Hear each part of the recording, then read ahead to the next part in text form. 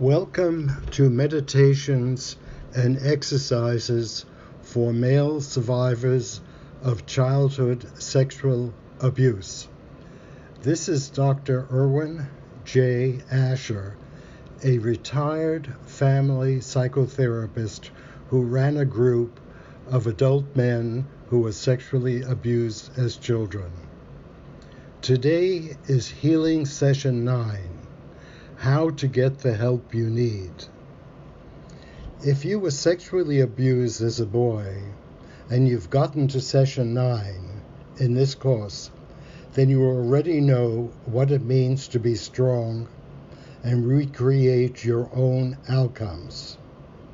You're taking responsibility for how your life will look and feel. Healing is your karma. Your road to teaching your brain to respond differently to the world, to your history. You've passed the beginning point. You're creating your new roadmap. You can see birds and trees and people picnicking and enjoying each other's company. And there you are, in the middle of it all.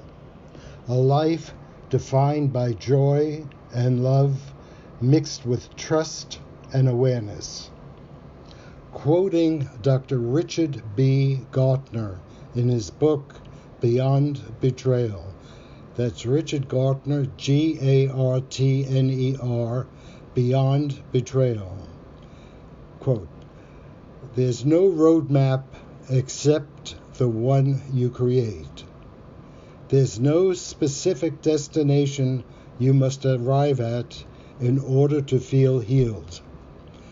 With any word you read in any self-help book, with every thought you have about your healing, with every reflection, decision, and feeling you have about it, you're changing."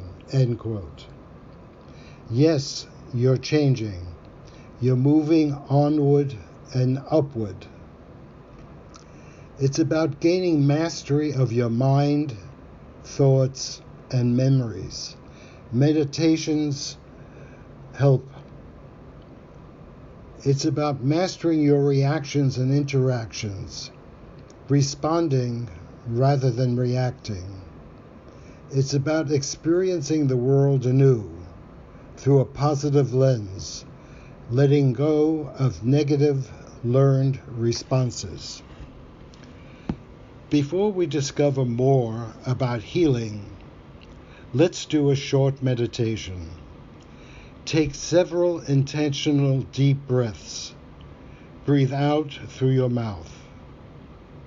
Feel your body relaxing. Close your eyes and try to see your inner child. The inner child that holds all the hurts and memories. See the face of your inner child. Will it accept a hug? Give your inner child a hug. Feel the release of anger and the need for letting go. Take a deep breath in and push out all the negative messages, starting with the top of your head, and feel all the negativity through your body and out through your toes. Look at the face of your inner child once more. If there is no smile, take a deep, deep breath in and release slowly. Push the air slowly through your lips and feel the anger leave your body. Breathe in love and self-acceptance. Breathe out doubt and negativity. Breathe in once more and hear yourself say, "I am love." Open your eyes. Taking charge of how you see yourself, how you experience yourself, is the first step in getting the help you need. You have a choice. We all have choices every day, all day, to define ourselves. It seems there are people at work, at play, in the family, who are willing to define you. Oh, "You're so sensitive," or "You drink too much. You're probably an alcoholic," or "If you would just lose weight, you'd probably find the right person." The list goes on. It seems so many people know who we are and yet don't seem to know who they are. Define yourself. That's a good message to post on your bathroom mirror. Define yourself. Communication is a good second step. Too many men do not admit their history of childhood sexual abuse because they understand we live in a society that being abused, even as a child, makes you less of a man. Men are meant to be powerful, in charge. No man wants to appear weak, in quotes, so they deny. Deny to themselves and to the people in their lives. But that need for denial infects all relationships. It's toxic. Find the courage to acknowledge you've been sexually abused. It's called liberation. Liberate yourself. Lean on a counselor. Find a support group, or both. If you have never been in counseling, type into your computer psychology.com. Notice the pictures of licensed men and women. Look closely at their faces. Who would you like to spend an hour a week talking to? Okay. Then pick up your phone and make an appointment. Let the healing begin. How can a counselor help, you ask? It's the counselor's job to create an environment of trust. When you feel safe and acknowledge to your counselor that you were sexually abused as a child, you have taken an important step towards freedom. Dig deep and tell your counselor how your history has impacted your career, family life, and ability to commit.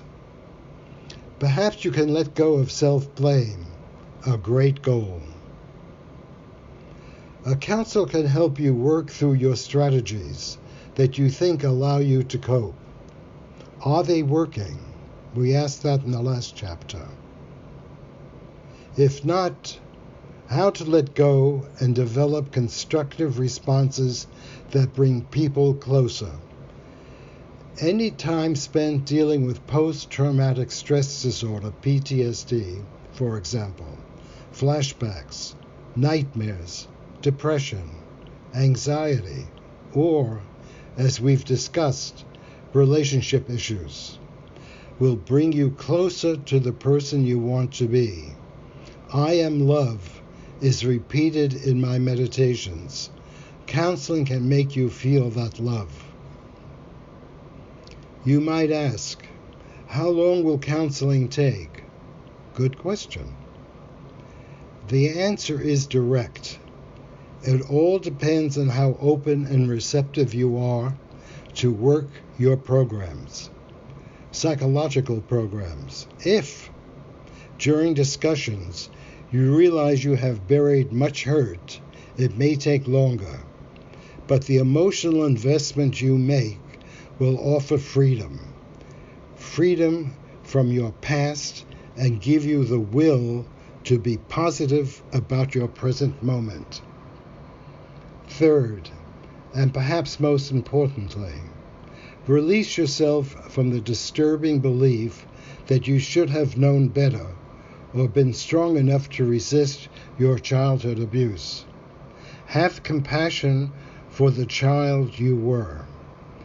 If you still feel you caused your own abuse, your counselor should be able to put reality in perspective. Freedom again. Although I believe strongly in taking responsibility for what we say and do, childhood abuse does not fit under this grown-up mantra.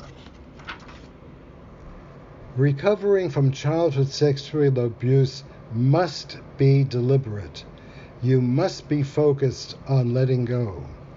Your therapy won't succeed unless you work harder than your counselor. Let me add a caveat to this point. When I say counselor, I mean a licensed psychotherapist or psychologist. Licensed is the key. Let's close this session by taking a deep breath in through your nose and exhale through your mouth, letting go of any tension. Let's hear that tension leaving your body. One more time. Deep inhale through the nose, and let's hear you exhale through your mouth. Feel your shoulders relax. Close your eyes if it feels comfortable. See your inner child smiling. Feel your inner child depending on you to do the work. Feel your inner child relax. See the smile. You're on your path. You are. You finished 9 of 10 sessions. Allow yourself a pat on the back. Breathe in and allow your lips to curl upwards. Breathe out and let go of depression. Breathe in love and let go of anxiety. Breathe in freedom and breathe out low self-esteem. Breathe in sunshine and breathe out shame. Breathe in patience and breathe out guilt. Breathe in hope. Breathe out loneliness. Breathe in a hug and breathe out social isolation. Breathe in kindness and breathe out destructive behavior.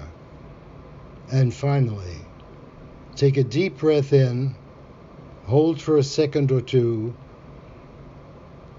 and as you breathe out, feel your body relax. Well done, you.